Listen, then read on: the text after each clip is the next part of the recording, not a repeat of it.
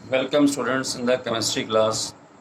We are studying about the carbon and its compounds. So if we talk about the chemistry, आइए chemistry का हम थोड़ा सा आपको इंट्रोडक्शन दें।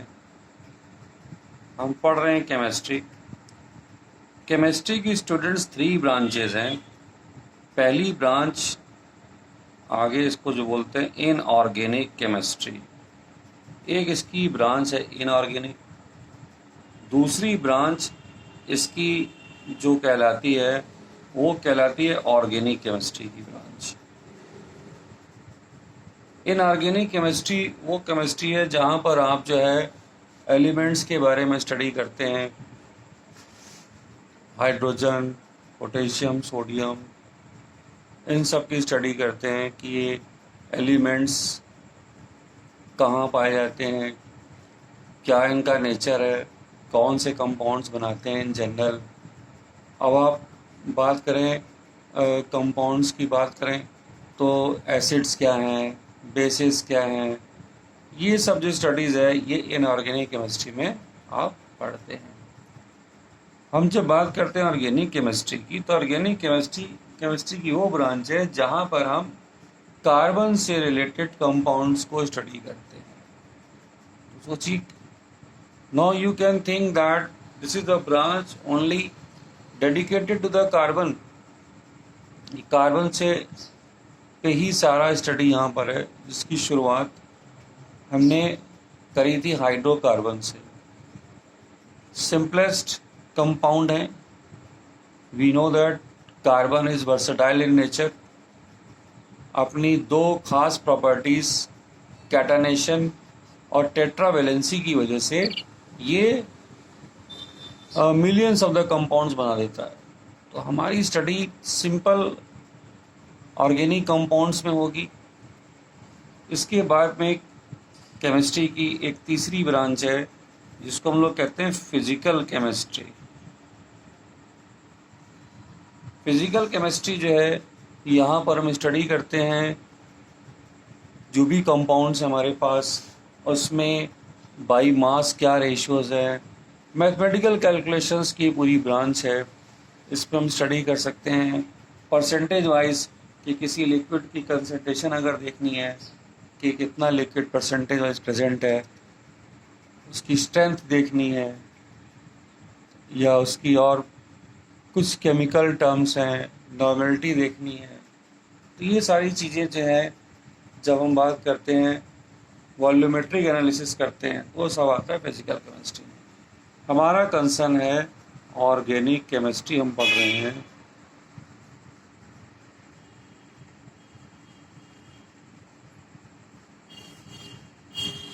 यहाँ पर तो ऑर्गेनिक केमिस्ट्री क्या है? Where we study the compounds of carbon. It may be simple or complex. कैसे भी कंपाउंड हो सकते हैं। Here carbon atoms have long chain, branch chain हमने आपको बताया था जो इसका वर्सेटाइल नेचर है। रिंग्स बना सकता है, ठीक है। इस तरह का ये कार्बन यहाँ पर बना सकता है। किसके साथ में? With atoms of hydrogen. सबसे ज़्यादा इम्पॉर्टेंट है ऑर्गेनिक कंपाउंड्स में कार्बन है तो हाइड्रोजन भी हमको जरूर मिलेगा। Hydrogen, oxygen and nitrogen etcetera, इन सब की सबसे ज़्यादा प्रेजेंस हमको यहाँ पर मिलने वाली है। सो आइए स्टडी करते हैं। अब हम स्टार्ट करते हैं यहाँ से। हाइड्रोकार्बन, हम हाइड्रोकार्बन को स्टडी करने जा रहे हैं। ऑर्गेनिक कंपाउंड्स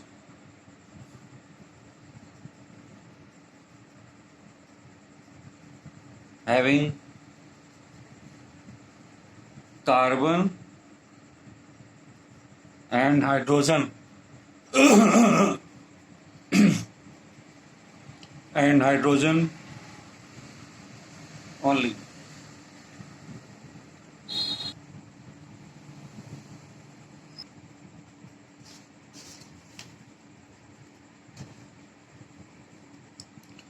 हाइड्रोकार्बन्स में हाइड्रोकार्बन यहाँ पर पहला हाइड्रोकार्बन है जिसको हम कहते हैं सैचुरेटेड हाइड्रोकार्बन, और दूसरा है इसमें अनसैचुरेटेड हाइड्रोकार्बन। सो सैचुरेटेड हाइड्रोकार्बन्स क्या हैं?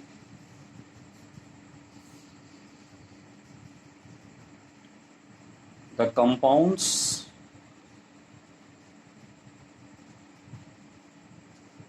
of carbon with hydrogen only and we have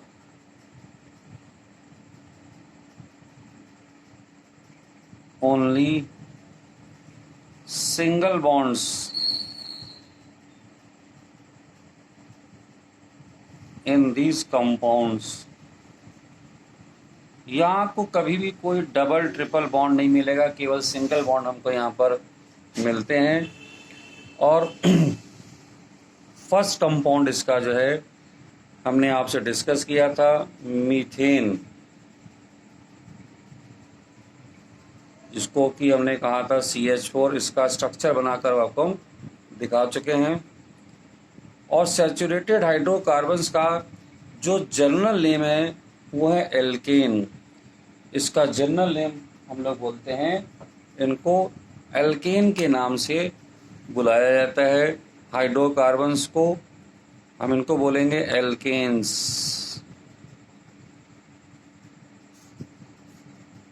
यहाँ देखिए हमने इसका नाम क्या बोला है, मीथेन। तो यहाँ पे देखिए क्या लिखा हुआ है, एन, एन लिखा हुआ है, एस यहाँ पे प्लूरल के लिए है, एक्चुअली एल्केन है ये। तो हम एल्केन ही बोलेंगे। एल्केन्स में तो बहुत सारे कंपाउंड आ जाते हैं। अगर मुझे जनरल कंपाउंड की बात करनी है यहाँ पर, एल्केन इसका जो है जनरल नेम है। तो यहाँ देखिए एन लगा हुआ है और यहाँ भी एन लगा हुआ है यहाँ पर। फिर इसके बाद में दूसरा कंपाउंड यहाँ पर जो हम पढ़ेंगे, इथेन, इसका फार्मूला है C2H6। तीसरा फार्मूला आप यहाँ पे देखेंगे, प्रोपेन, C3H8। फिर इसके बाद में अगला फार्मूला है ब्यूटेन के लिए कंपाउंड है ब्यूटेन, C4H10।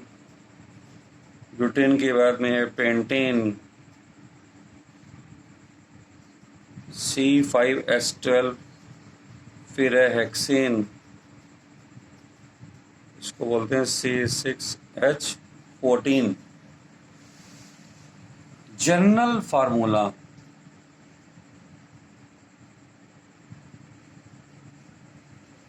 ऑफ जो एल्केन है वो हमारा है CnH2n+2। जनरल फार्मूला जो एल्केन का है हमारा वो है CnH2n+। तो हमने बताया आपको जनरल फार्मूला हमारा जो एल्केन का है उसको हम लोग कैसे लिखते हैं, CnH2n+2, ये इसका जनरल फार्मूला है। तो मैंने भी आपको बताया कि जनरल फार्मूला यहाँ पर जो है हाइड्रोकार्बन का हमें क्या मिला था, CnH2n+2, ये मैंने अभी आपको बताया इसका जनरल फार्मूला। तो यहाँ पर n की वैल्यू देखिए, अगर हम 1 पुट करते हैं, मैथमेटिकली हम वर्क करने जा रहे हैं, यहाँ पर अगर 1 पुट करेंगे तो क्या मिलेगा, C1H2 × 1+2, तो ये क्या बना, CH4 बन गया। इसी तरह से आप अगर n=2 पुट करें, 2H2 × 2+2, तो क्या हो गया, 2 × 2 = 4, ये बन गया हमारा C2H6। इसी तरह से आप n=3 पुट करें, C3H,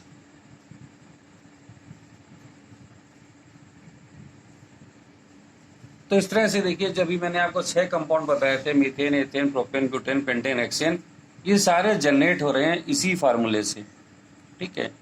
ये क्या था, मीथेन, ये क्या था, इथेन, और ये क्या था, प्रोपेन।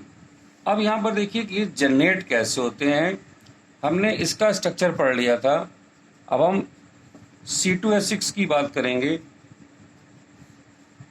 जिसको हम कह रहे हैं मीथेन और इसका नाम है इथेन। कार्बन कंपाउंड्स या हाइड्रोकार्बन्स जिसको हम स्टडी कर रहे हैं, इन हाइड्रोकार्बन्स में आप ये देखोगे कि कार्बन और कार्बन के बीच में बॉन्ड होना मस्ट है। यहाँ से ही इसकी स्टार्टिंग है। यहाँ पर 2 कार्बन हमारे पास में है और 6 हाइड्रोजन हैं। 3 हाइड्रोजन इस कार्बन को मिल गए, 3 हाइड्रोजन इस कार्बन को मिल गए। यहाँ पर इसको अपनी वैलेंसी 8 वैलेंस, इसको ऑक्टेट पूरा करना था। 4 इलेक्ट्रॉन इसके पास में है, यहाँ पर ये हम जानते हैं 4 इलेक्ट्रॉन है यहाँ पर इसके पास में, और 4 इलेक्ट्रॉन इस कार्बन के पास में भी हैं। एक हाइड्रोजन के पास है यहाँ पर। तो अब ये जब इसको अपना ऑक्टेट हमें पूरा दिखाना है, तो 4 इसके हो गए और 4 और एक हाइड्रोजन का हो गया। तो यहाँ पर इसका ऑक्टेट पूरा कब होगा, 2 4 6 8, जब ये इस तरह से इसका ऑक्टेट पूरा हो गया और इसका ऑक्टेट।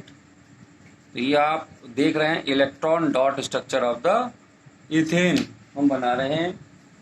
इससे ज़्यादा आपको आगे जाने की ज़रूरत नहीं है। आपने मीथेन सीख लिया, इथेन सीख लिया, और यहाँ पर ये जो है हाइड्रोजन का बन गया स्ट्रक्चर, इसका आउटर शेल कंप्लीट हो गया।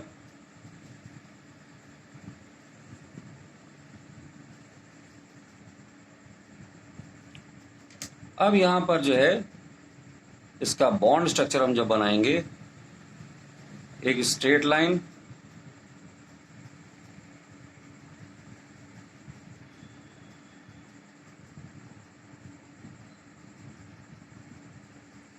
एक खास बात मैं आपको बता दूं, एल्केन के लिए या एल्केन्स के लिए अगर कभी इस तरह से आपको स्ट्रक्चर देखने को मिले,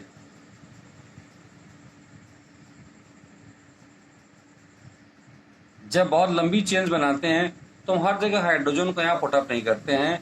अगर यहाँ पे कभी भी हाइड्रोजन पुटअप ना किया जाए तो ये समझ लेना चाहिए कि हम एल्केन की बात कर रहे हैं।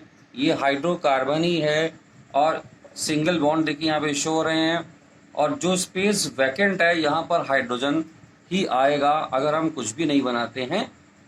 इस तरह के स्ट्रक्चर को बनाने के बाद यहाँ देखिए कार्बन कितने, 1 2 3 4 5, ये 5 कार्बन का एल्केन है। तो इसका मतलब है हाइड्रोजन यहाँ पर जितने कार्बन हैं उसके डबल से 2 ज़्यादा होंगे, उसके डबल से 2 ज़्यादा होंगे, क्योंकि CnH2n प्लस होता है। तो 5 2 जा 10 और 10 में 2 ऐड किया 12, तो ये बन गया 12 और ये कंपाउंड मेरा हो गया pentane. Now students, our next discussion is on unsaturated hydrocarbon. In the unsaturated hydrocarbon, students, we are having two categories. एक को हम लोग बोलते हैं एल्कीन्स, और इसी में जो दूसरी कंपाउंड स्टडी करेंगे उसको बोलते हैं एल्काइंस। यहाँ पर अब हम बात करते हैं एल्कीन्स क्या हैं।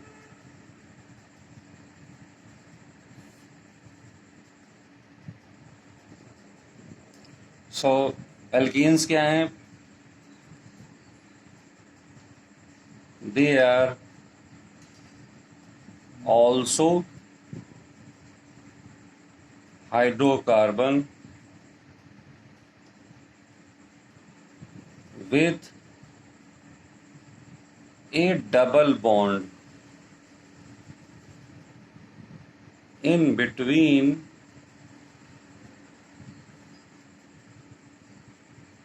two carbon atoms.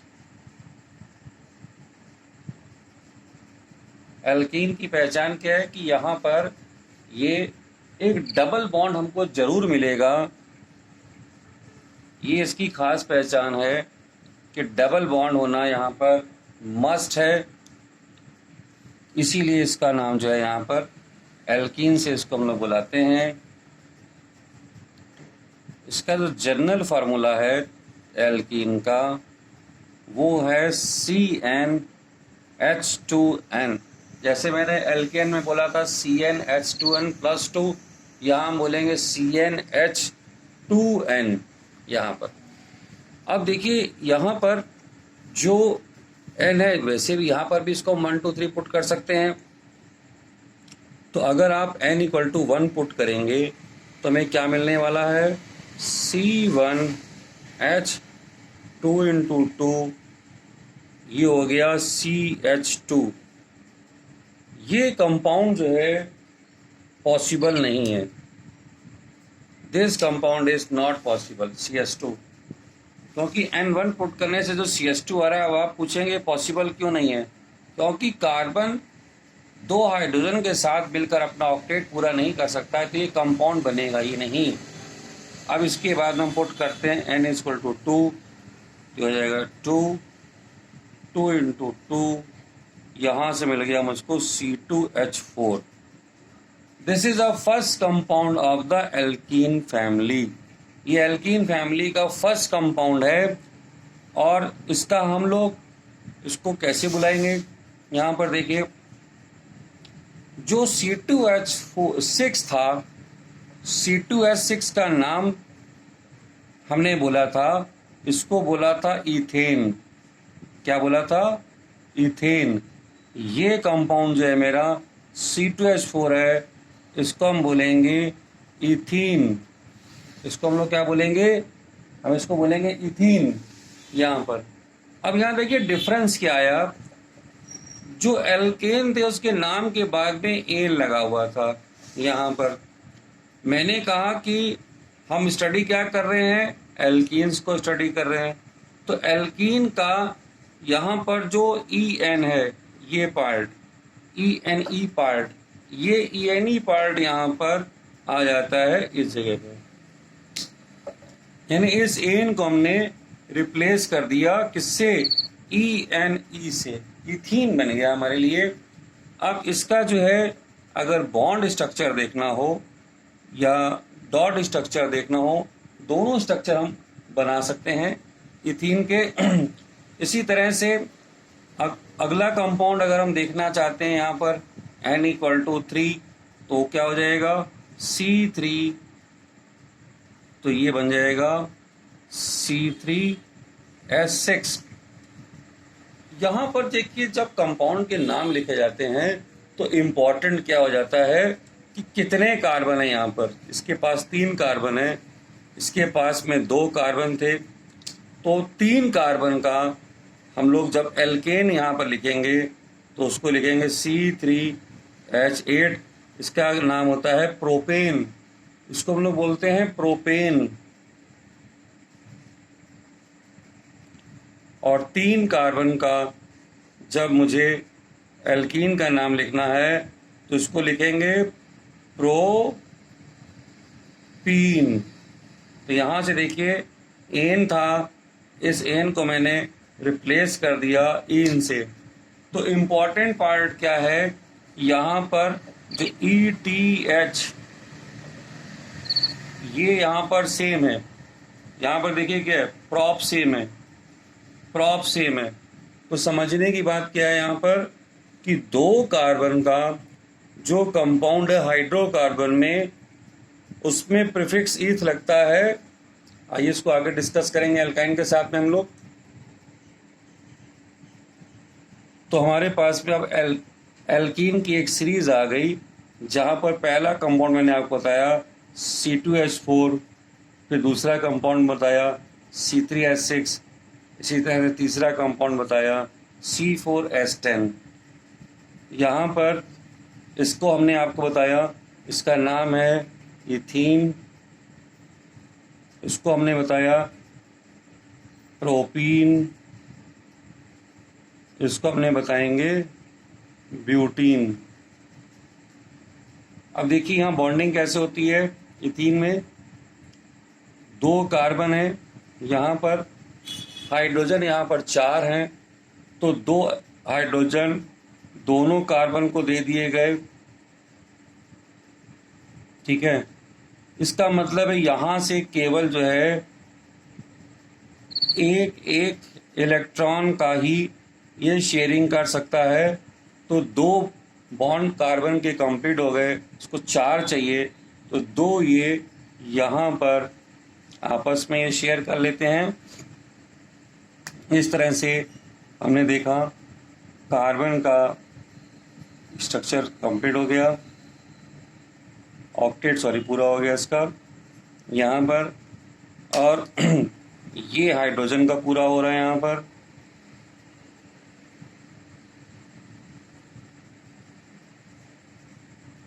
तो जब बॉन्ड बनाएंगे हम इसको,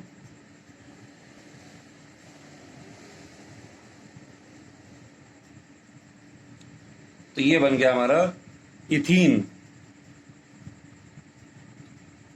प्रोपीन में देखिए क्या होता है, जो बॉन्ड स्ट्रक्चर है, 3 कार्बन थे यहाँ पर, 6 हाइड्रोजन है, तो 6 हाइड्रोजन यहाँ पर कैसे डिवाइड होंगे। यहाँ देखिए एक बॉन्ड मैंने बताया डबल बॉन्ड मस्ट है, ये डबल बॉन्ड मैंने यहाँ बना दिया।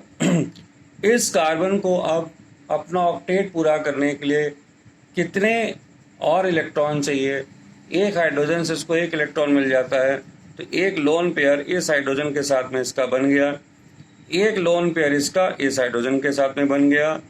तो यहाँ पर देखिए 4 जो बॉन्ड बनते हैं, इसको 8 इलेक्ट्रॉन मिल जाते हैं अपना लोन पेयर पूरा करने के लिए।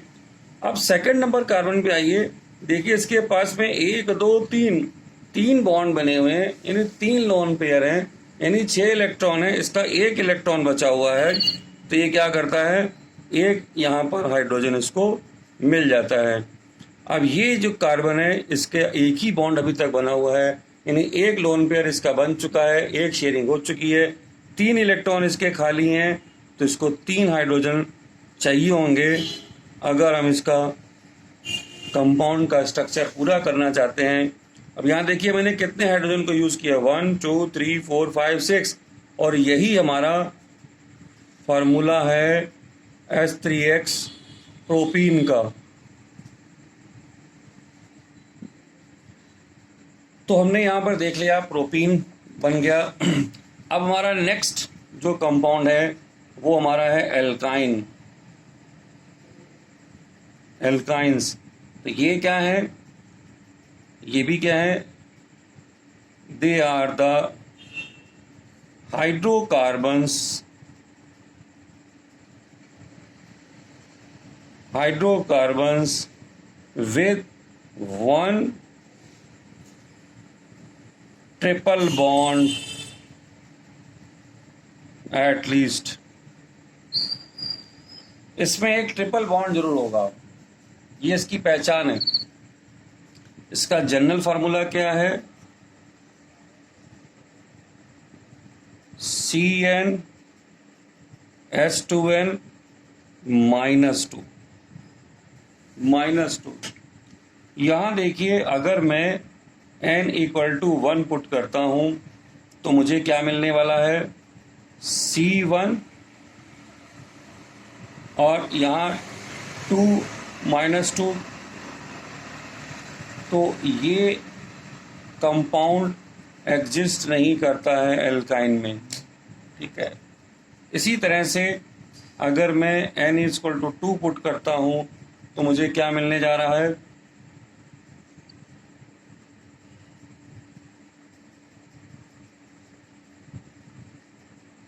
C2H2।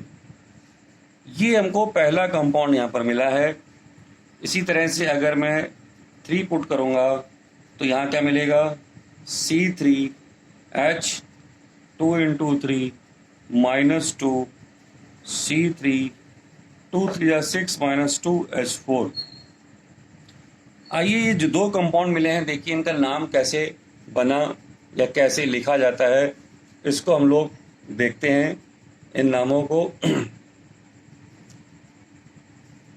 हमको नाम लिखना है यहाँ पर C2H2 का। 2 कार्बन का आपके पास में जो एल्केन है, याद रखिए एल्केन यहाँ पर जो है पेरेंट कंपाउंड्स की तरह बिहेव करते हैं। 2 कार्बन का जो एल्केन था वो था C2H6। C2H6 का जो हमने नाम रखा था वो था हमारे पास में इथेन। अब ये एल्केन फैमिली को बिलोंग करता है, मैंने आपको बताया था। तो ये पार्ट जो है एल्केन को रिप्रेजेंट कर रहा है। और यहाँ पर हम स्टडी किसको कर रहे हैं? हम स्टडी कर रहे हैं एल्काइंस को। किसको स्टडी कर रहे हैं? हम एल्काइन को स्टडी कर रहे हैं यहाँ पर। तो जब इसका नाम हम रखेंगे तो ये इसका नाम आएगा। तो यहाँ देखिए एल्काइन इसकी फैमिली का नाम है, तो इस कंपाउंड का नाम भी YN यहाँ पर ऐड हो जाएगा। यानी ये एन को हमने रिप्लेस कर दिया YN से और कंपाउंड बन गया हमारा इथाइन। इसी तरह से हम जो है C3H का नाम अगर रखना चाहते हैं, हमारे पास में जो पेरेंट कंपाउंड है वो है C3H8, जिसको हम लोग कहते हैं प्रोपेन। और ये बन जाएगा प्रोपाइन।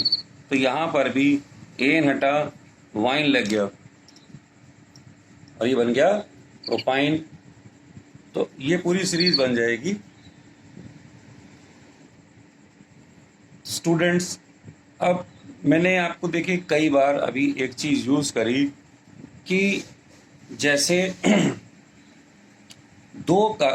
अगर हम एग्जाम्पल लें, 2 कार्बन का मेरे पास में या 3 कार्बन का, 2 कार्बन का कंपाउंड एल्केन क्या था? C2H6 ये था, ठीक है। 2 कार्बन का मेरे पास में इस कंपाउंड का नाम क्या था? इथेन। 2 कार्बन का मेरे पास में एल्कीन क्या था? इथीन। 2 कार्बन का एल्काइन मेरे पास में क्या था? इथाइन। तो यहां पर जो कंपाउंड्स की आईडी है वो कि उसमें कितने कार्बन है, 2 यहां है, 2 यहां है। तो आप देखिए सब में ETH सब में लगा हुआ है। यहाँ पर अगर हम यहाँ पर 3 कार्बन का कंपाउंड लेंगे तो उसमें 3 कार्बन का जो हमारा ये है उसको बोलते हैं प्रोपेन। तो PROP प्रॉप सब में मिलाई देगा। ऐसे ब्यूटेन की जब बात करेंगे तो ब्यूट सबको दिखाई देगा। तो यानी ये जो प्रीफिक्स है, ये प्रीफिक्स हमारा सेम रहता है और ये वाला जो पार्ट है हमारा, ये वाला पार्ट हमारा बदलता रहेगा कि हम कौन से हाइड्रोकार्बन को स्टडी कर रहे हैं। ईथ देखिए सब में सेम है। जो फंक्शन ये जब चेंज हुआ हमारा यहाँ पर, और एल्केन के लिए फिर से आपको याद दिला दूं, जनरल फार्मूला हमारा था CnH2n+2 था।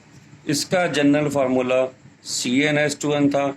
इसका जनरल फार्मूला CnH2n-2 था। ये किसको बिलोंग कर रहा था? ये बिलोंग कर रहा था हमारा एल्केन फैमिली को। ये किसको बिलोंग कर रहा था? एल्कीन फैमिली को। और ये बिलोंग कर रहा था एल्काइन फैमिली को। ओके स्टूडेंट्स, तो आज मैंने आपको बताया हाइड्रोकार्बन्स में एल्केन, एल्कीन, एल्काइन। यहाँ पर एक चीज़ और आपको बताना भी रह गया कि जो ये 2 कार्बन का हमने कंपाउंड बनाया है C2H2, यहाँ पर देखिए इसके बीच में एक ट्रिपल बॉन्ड हमने कहा मस्ट होता है। तो ट्रिपल बॉन्ड कब होगा कि 3 इलेक्ट्रॉन इसके, 3 इलेक्ट्रॉन इसके और 3 इलेक्ट्रॉन इसके आपस में जब शेयर करेंगे तो ट्रिपल बॉन्ड बनेगा। तो यानी रह गया इसके पास में स्पेयर कितना, 1 इलेक्ट्रॉन स्पेयर रह गया यहाँ पर इसके पास में। तो अब ये क्या करेगा, एक हाइड्रोजन के साथ में और कंबाइन करने की इसको जरूरत पड़ेगी। तो यहाँ हम देखेंगे कि ये 8 इलेक्ट्रॉन इसके पूरे हो गए, यहाँ पर इसके भी 8 इलेक्ट्रॉन पूरे हो गए, और यहाँ पर इसके हाइड्रोजन के 2 और इसके 2 पूरे हो गए। अब अगर इसका बॉन्ड स्ट्रक्चर हम बनाएंगे तो कैसा बनेगा? अब अगर 3 कार्बन का हमने एल्काइन बनाना है, हम यहाँ पे एल्काइन की बात कर रहे हैं अभी कि बॉन्ड स्ट्रक्चर कैसे बनाया जाता है उसका। 3 कार्बन का अगर बनाना है आपको तो 1 2 3, तो हमने कहा यहाँ पे ट्रिपल बॉन्ड होना मस्ट है, तो ये बन गया ट्रिपल बॉन्ड यहाँ पर। अब इस कार्बन को ऑक्टेट पूरा करने के लिए भी एक पेयर और चाहिए। एक इलेक्ट्रॉन इसके पास में स्पेयर है, तो ये एक हाइड्रोजन के साथ में मिलके अपना ऑक्टेट पूरा कर लेता है यहाँ पर। यहाँ देखिए जो 2 नंबर का कार्बन है, 1 2 3 4, 4 बॉन्ड इसके ऑलरेडी दिखाई दे रहे हैं, यानी 4 पेयर इसके बने हुए हैं। इसको किसी हाइड्रोजन की जरूरत नहीं है। तो जरूरत किसको है? इस हाइड्रोजन को, इस कार्बन को जरूरत है। अब इसके 4 बॉन्ड बन गए। अब आप इतनी ऑर्गेनिक केमिस्ट्री पढ़ चुके हैं, याद रखिए एल्केन, एल्कीन, एल्काइन में कोई भी कंपाउंड हमारे पास में हो उस